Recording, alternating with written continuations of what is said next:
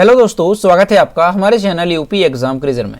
दोस्तों, आज के वीडियो में हम 26 दिसंबर से संबंधित उत्तर प्रदेश के सभी एग्जाम्स के लिए मोस्ट इंपॉर्टेंट करंट अफेयर के क्वेश्चंस को डिस्कस करेंगे और हर एक क्वेश्चन से रिलेटेड आपको फैक्ट भी बताएंगे।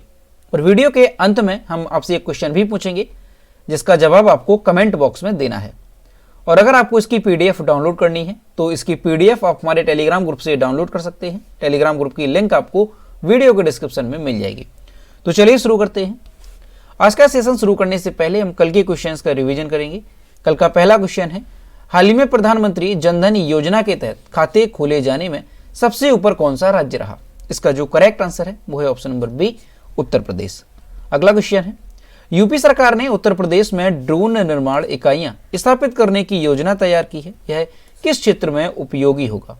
इसका जो करेक्ट आंसर है वो है ऑप्शन नंबर डी, उपरोक्त सभी। यानी जो ड्रोन होगा वो कृषि, कानून और व्यवस्था और आपदा प्रबंधन में उपयोगी होगा। और दोस्तों, उत्तर प्रदेश करंट अफेयर की लास्ट 1 ईयर की PDF तैयार हो चुकी है। तो अगर आपको इस PDF को डाउनलोड करना है तो इसकी लिंक आपको वीडियो के डिस्क्रिप्शन में मिल जाएगी। वहां से आप इस PDF को डाउनलोड कर सकते हैं। इस PDF में हमने जनवरी से लेकर के दिसंबर 2021 तक उत्तर प्रदेश करंट अफेयर के सभी इंपोर्टेंट क्वेश्चंस को विस्तार पूर्वक बताया है। और दोस्तों, उत्तर प्रदेश करंट अफेयर का लास्ट 1 ईयर का वीडियो भी अपलोड कर दिया गया है। तो अगर आपने वीडियो नहीं देखा है तो वीडियो भी चैनल की प्लेलिस्ट में जाकर के आप देख सकते हैं। और दोस्तों, इस PDF को डाउनलोड करने में अगर कोई भी प्रॉब्लम होती है तो साइट पर आपको WhatsApp नंबर और ईमेल मिल जाएगा जिस पर आप कॉन्टैक्ट कर सकते हैं। अगला क्वेश्चन है, हाल ही में केंद्रीय सड़क परिवहन मंत्री नितिन गडकरी ने उत्तर प्रदेश में कौन सा ग्रीन एक्सप्रेसवे बनाने की घोषणा की है? इसका जो करेक्ट आंसर है वो है ऑप्शन नंबर सी, दिल्ली से लखनऊ। अगला क्वेश्चन है, केंद्र सरकार ने अप्रैल 2022 से 100% साक्षरता के लिए किस अभियान को शुरू करने की घोषणा की है? इसका जो करेक्ट आंसर है वो है ऑप्शन नंबर ए, नव भारत साक्षरता अभियान। अगला क्वेश्चन है, केंद्र सरकार ने निम्न में से किस कैटेगरी में महिला कमांडो को शामिल करने की घोषणा की है?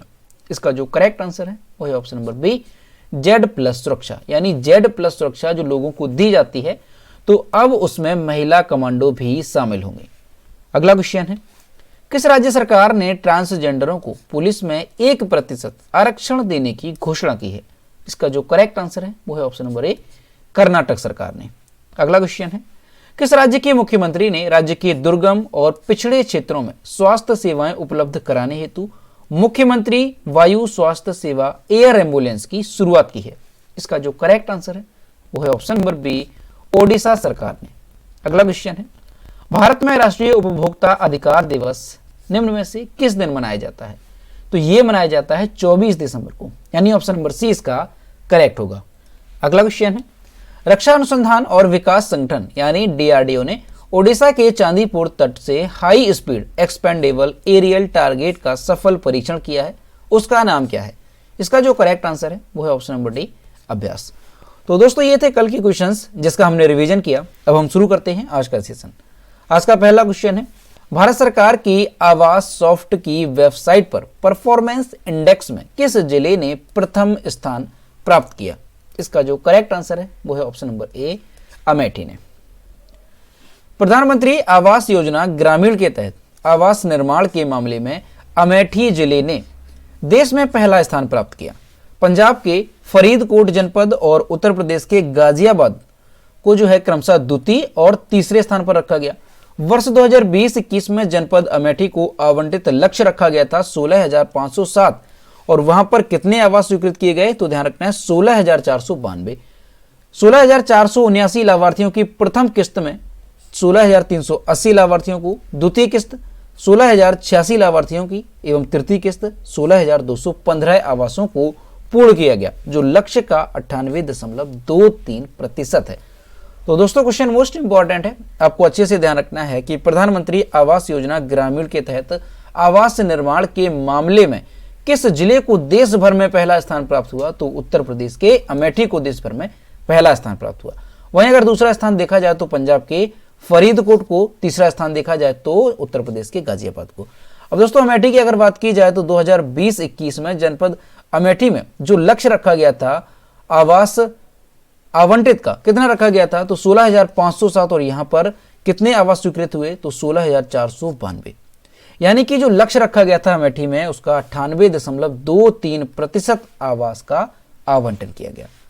अगला क्वेश्चन है, 25 दिसंबर 2021 को पंडित मदन मोहन मालवीय की 160वीं जयंती के रूप में मनाया गया। इनका जन्म कहां हुआ था? इसका जो करेक्ट आंसर है वो है ऑप्शन नंबर बी, इलाहाबाद में। 25 दिसंबर 2021 को पंडित मदन मोहन मालवीय की 160वीं जयंती के रूप में मनाया गया। उनका जन्म 25 दिसंबर को 1861 में हुआ था। कहां पर? ध्यान रखना है, उत्तर प्रदेश के इलाहाबाद में। उन्होंने 1916 में बनारस हिंदू विश्वविद्यालय यानी BHU की स्थापना की थी। उन्होंने 1909 से 1920 तक 11 वर्षों तक इंपीरियल लेजिस्लेटिव काउंसिल में सेवा की। पंडित मदन मोहन मालवीय को मरणोपरांत 2014 में भारत रत्न से सम्मानित किया गया था। तो दोस्तों यहां से आपको कई सारी चीजें अच्छे से ध्यान रखनी है कि 25 दिसंबर को पंडित मदन मोहन मालवीय की जयंती के रूप में मनाई जाती है और इनका जन्म कब हुआ था? तो 25 दिसंबर 1861 को इनका जन्म इलाहाबाद में हुआ था। और इसके अलावा आपको ध्यान रखना है कि बनारस हिंदू विश्वविद्यालय की स्थापना किसने की थी? ये मोस्ट इंपॉर्टेंट है। तो इसकी स्थापना 1916 में किसने की थी? पंडित मदन मोहन मालवीय ने इसकी स्थापना की थी। और इसके साथ ही आपको ध्यान रखना है कि पंडित मदन मोहन मालवीय को मरणोपरांत भारत रत्न से सम्मानित किया गया था। कब किया गया था? तो ध्यान रखना है 2014 में। अगला क्वेश्चन है, हाल ही में NTPC ने प्लास्टिक से पुनर्चक्रण के लिए किसके साथ साझेदारी की? इसका जो करेक्ट आंसर है वो है ऑप्शन नंबर डी, नोएडा औद्योगिक विकास प्राधिकरण के साथ।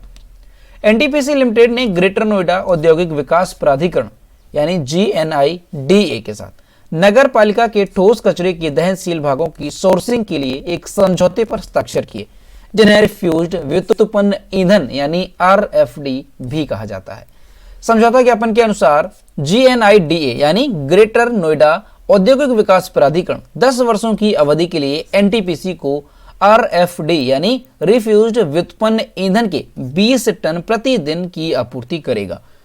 रिफ्यूज्ड व्युत्पन्न ईंधन को सेंड गैस बनाने के लिए ऑक्सी स्टीम गैसिफिकेशन प्लांट में डाला जाएगा। तो आपको ध्यान रखना है कि NTPC लिमिटेड ने किसके साथ मिलकर ठोस कचरे के दहनशील भागों की सोर्सिंग के लिए एक समझौते ज्ञापन पर हस्ताक्षर किए?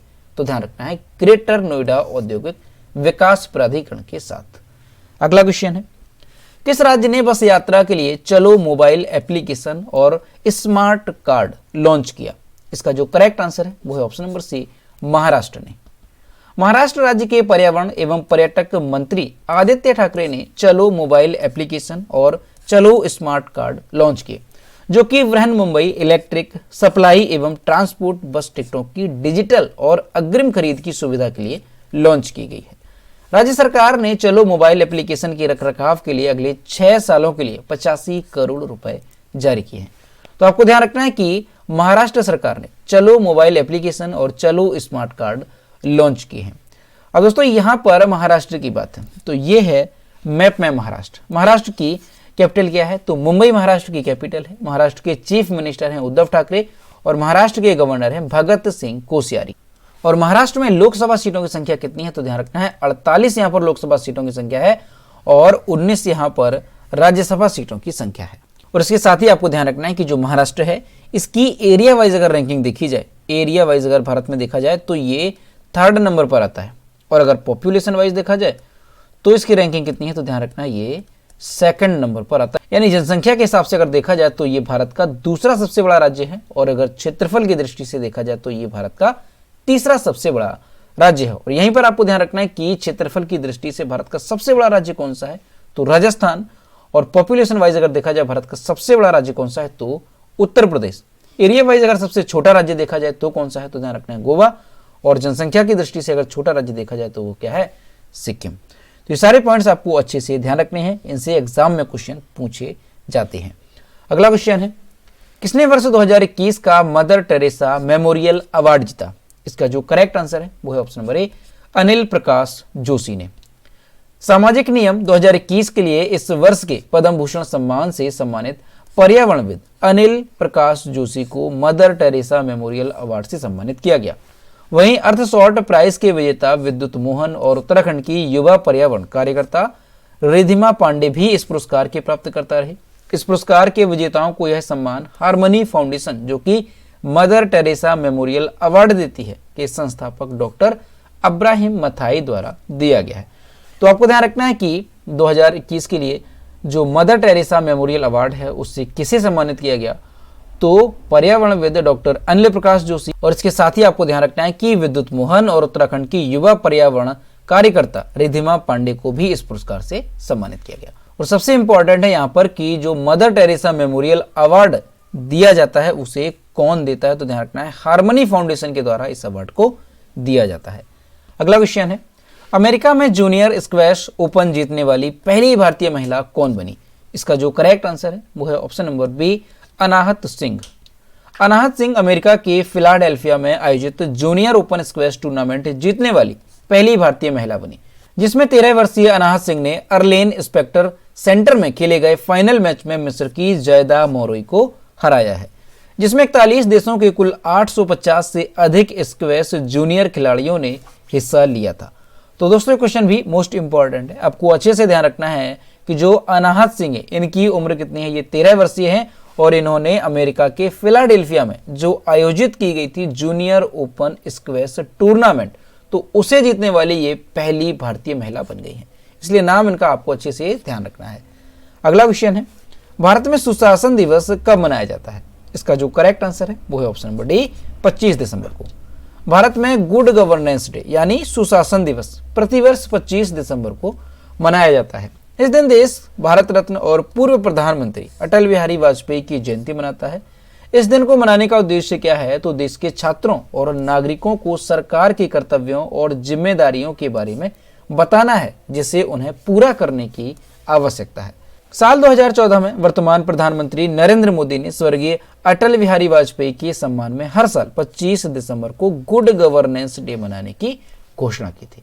तो यहाँ से आपको सारी चीजें अच्छे से ध्यान रखनी है कि भारत में गुड गवर्नेंस डे कब मनाया जाता है, यानी सुशासन दिवस, तो ये प्रतिवर्ष 25 दिसंबर को मनाया जाता है।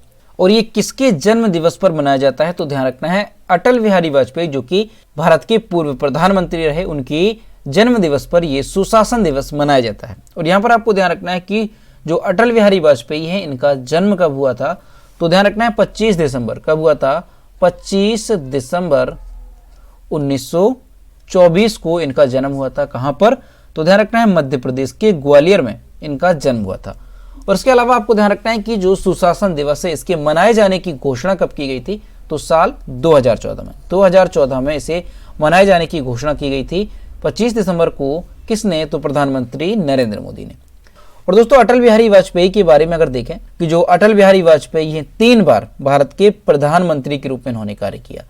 कब किया, तो आपको ध्यान रखना है पहला कार्यकाल इनका, यहाँ पे आपको ध्यान रखना है पहला जो कार्यकाल है इनका 1996 से शुरू हुआ और ये केवल 13 दिनों तक चला था। तो ये पहला कार्यकाल है इनका फर्स्ट।